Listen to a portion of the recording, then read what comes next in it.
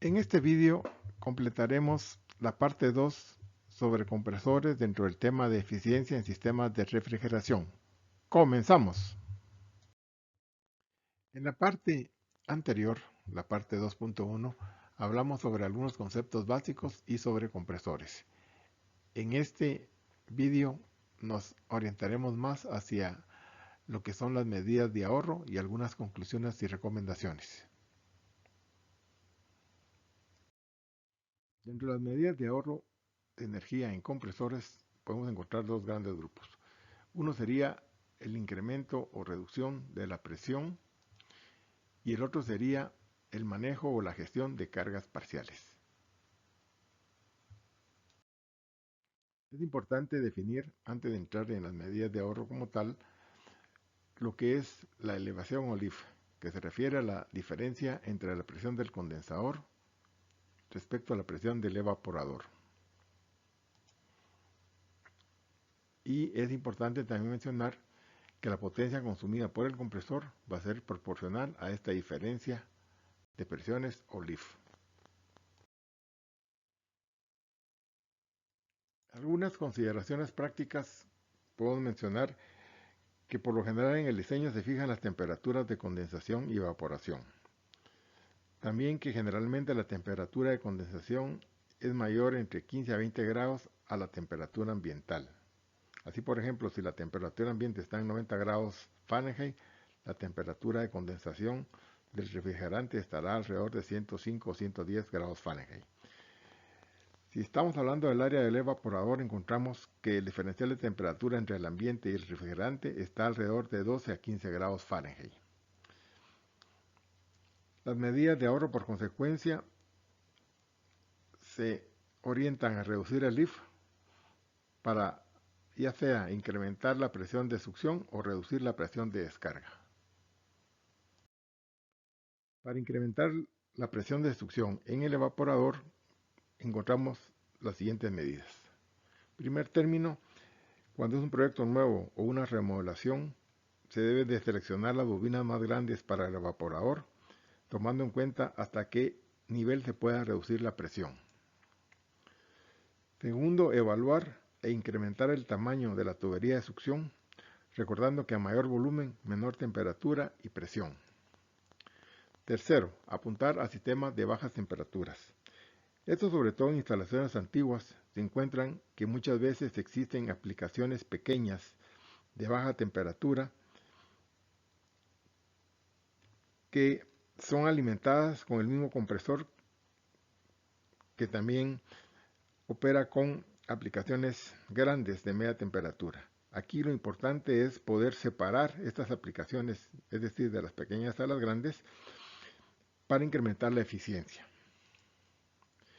Dentro de esto encontramos que los ahorros estimados, es importante recordar que por cada grado Fahrenheit que se sube la temperatura de succión, la potencia se reduce en 2%.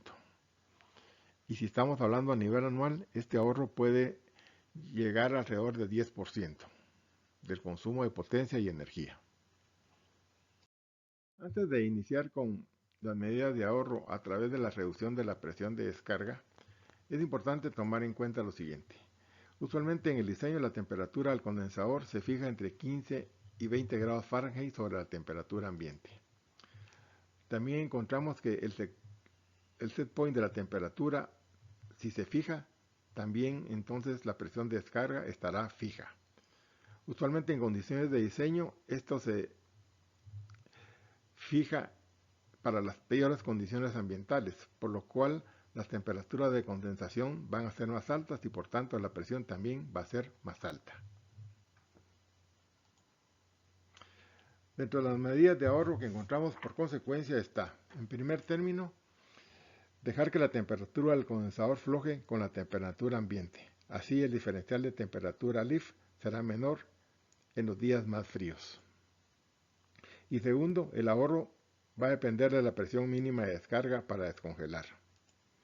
Con estas medidas encontramos que los ahorros por cada grado de temperatura Fahrenheit que se reduzca pueden estar entre un 1.5 a 2%. Y Si lo vemos a nivel anual, estos ahorros pueden estar entre 5 a 12% del consumo anual de energía y potencia. Los sistemas operan la mayor parte del tiempo a cargas parciales, y la razón es que las condiciones ambientales cambian a lo largo del año, es decir, que dependen del clima, por lo que los equipos y las estrategias operativas juegan un papel muy importante para maximizar la eficiencia, o al menos mejorarla. Así entonces encontramos las medidas de ahorro en este sentido, que son las siguientes. Primer término, la carga y descarga por etapas del compresor, y la segunda sería el uso de variadores de velocidad. Así entonces encontramos algunas medidas utilizando compresores reciprocantes. Encontramos que tienen muy buen rendimiento a nivel de cargas parciales. Segundo, tiene mucho sentido cargar tanto compresores como sea posible y luego ajustar la carga restante con uno o dos compresores de uso parcial. Y tercero, a más etapas de descarga, mejor será el control general. Dentro de las medidas, utilizando compresores de tornillo encontramos: el compresor de tornillo va a operar mejor en condiciones de carga base. Cuando se tengan múltiples compresores, es importante que el compresor más grande tome la carga base y que el resto sirva para poder ajustar la carga restante. Para un mejor control se recomienda la utilización de variadores de velocidad. En esta gráfica se muestra que un compresor solo con válvulas deslizantes tiene muy poca eficiencia a baja carga. En cambio, con un variador de velocidad se alcanzan mejores valores de eficiencia.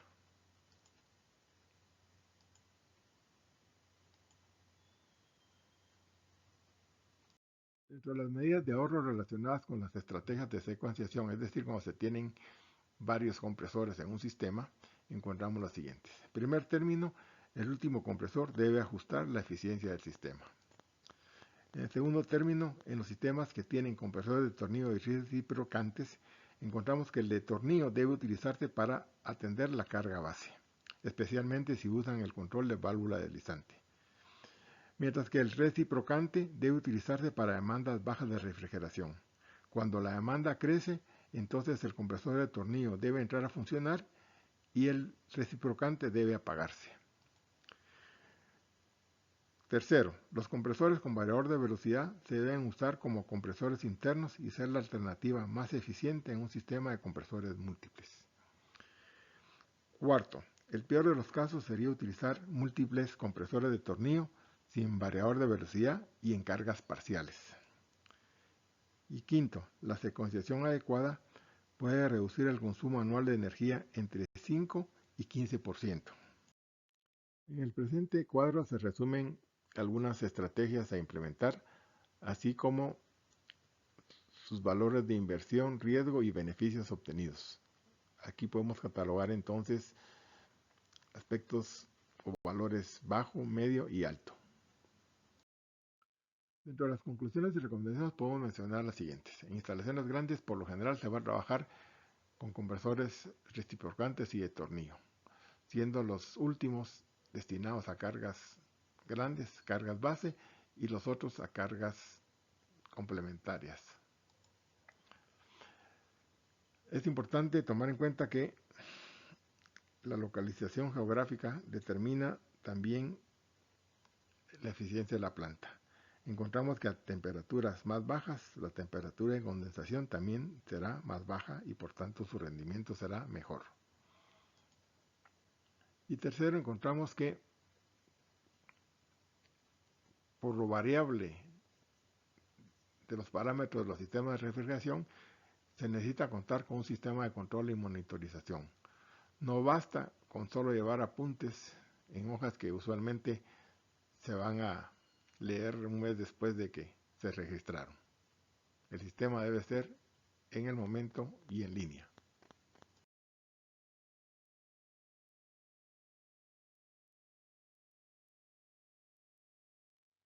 Hasta aquí llega este vídeo. Esperamos continúen con nosotros en las siguientes entregas. Agradecemos su atención y también sus comentarios o preguntas que nos pueden enviar al mail que se muestra en la misma.